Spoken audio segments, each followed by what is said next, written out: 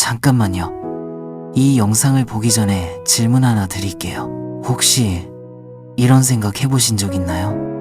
일단 돈부터 벌어놓고 나중에 여유 생기면 하나님을 더 섬기자.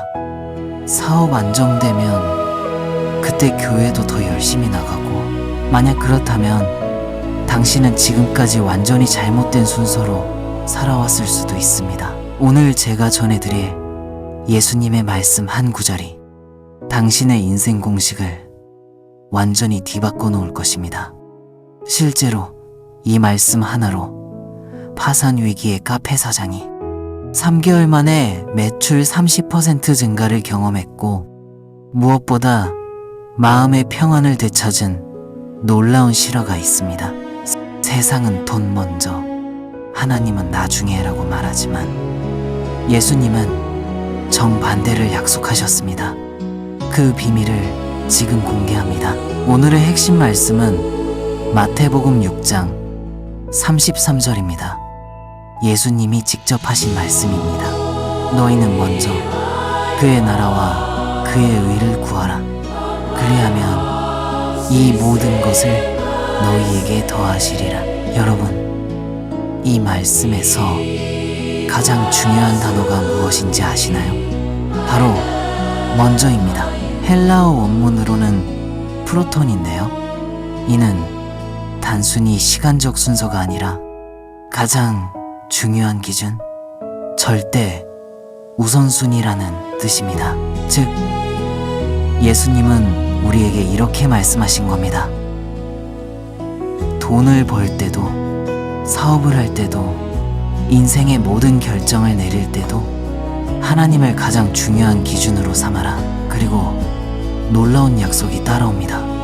그리하면 이 모든 것을 너희에게 더하시리라. 여기서 이 모든 것은 우리가 살아가는 데 필요한 모든 것들, 먹을 것, 마실 것, 입을 것, 즉 물질적 필요 정도를 의미합니다.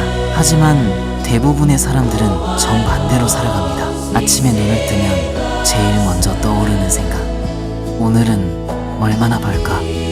중요한 결정을 내릴 때 첫 번째 기준, 이게 돈이 될까? 인생 계획을 세울 때 우선순위, 일단 안정적인 수입부터. 그리고 이렇게 합리화합니다. 현실적으로 생각해야지. 먹고 살아야 하나님도 섬기지. 여유 생기면 그때 더 열심히. 이것이 바로 세상이 우리에게 심어놓은 거짓 공식입니다. 돈 먼저, 하나님은 나중에. 그런데 이 공식의 결과는 어떻습니까? 돈을 더 많이 벌수록 더 불안해집니다. 더 많이 가질수록 더 많은 것을 잃을까봐 두려워집니다. 성공할수록 더 큰 책임감에 짓눌립니다. 왜 그럴까요? 잘못된 순서로 살고 있기 때문입니다. 돈을 우선순위에 두면 돈이 우리의 주인이 되어버립니다. 그러면 우리는 돈의 노예가 되는 거죠.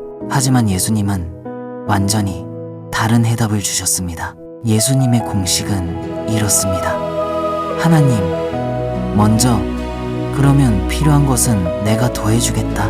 이게 어떻게 가능할까요? 하나님을 먼저 구하면 하나님이 우리 삶의 주인이 되십니다. 그러면 우리는 돈의 노예가 아니라 하나님의 자녀가 되는 거죠. 하나님의 자녀에게는 하나님이 공급해 주십니다. 하나님의 방법으로, 하나님의 때에, 하나님의 분량으로 말입니다. 더 놀라운 것은 하나님이 주시는 공급에는 걱정이 없다는 것입니다. 세상이 주는 돈은 근심과 함께 오지만 하나님이 주시는 것은 평안과 함께 옵니다. 실제로 성경을 보면 하나님을 먼저 구한 사람들은 모두 물질적으로도 축복받았습니다. 아브라함, 이삭, 야곱, 다윗, 솔로몬, 이들의 공통점은 무엇입니까? 돈을 먼저 구하지 않았다는 것입니다. 하나님을 먼저 구했고 하나님이 그들에게 필요한 모든 것을 더해 주셨습니다. 이것이 단순한 이론이 아니라는 것을 보여드리기 위해 실제 간증을 나눠드리겠습니다. 저희 교회 한 형제님 이야기입니다. 치열한 경쟁 지역에서 작은 카페를 운영하고 계셨는데요. 정말 하루하루가 생존의 연속이었습니다. 매일 아침부터 밤까지 오직 매출 생각뿐이었습니다.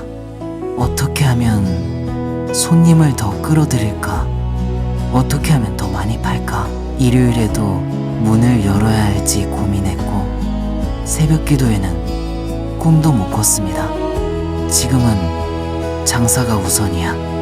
안정되면 그때 신앙생활 제대로 하지 라고 생각했거든요. 그런데 이상했습니다. 열심히 할수록 매출은 제자리 걸음이었어요.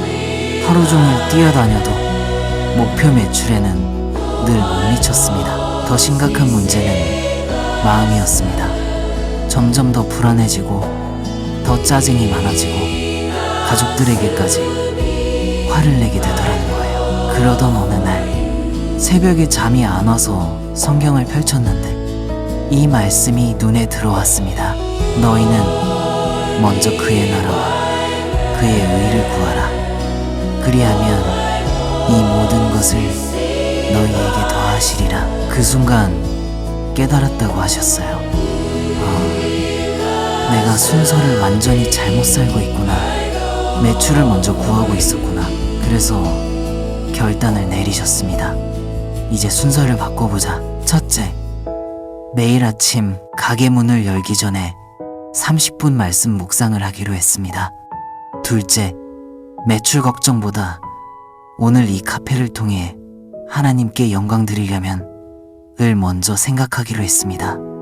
셋째, 일요일 예배는 절대 빠지지 않기로 결심했습니다. 처음 한 달은 더 힘들었다고 해요. 매출도 조금 떨어지는 것 같았고 주변에선 미쳤냐, 장사가 급한데 무슨 여유 부리냐고 했거든요. 하지만 이상하게 마음은 편했답니다.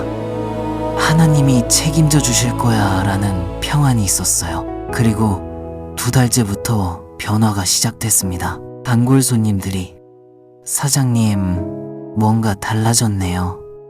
커피 맛도 더 좋아진 것 같고 분위기도 더 따뜻해진 것 같아요 라고 말하기 시작했어요. 입소문이 나면서 새로운 손님들이 찾아오기 시작했습니다.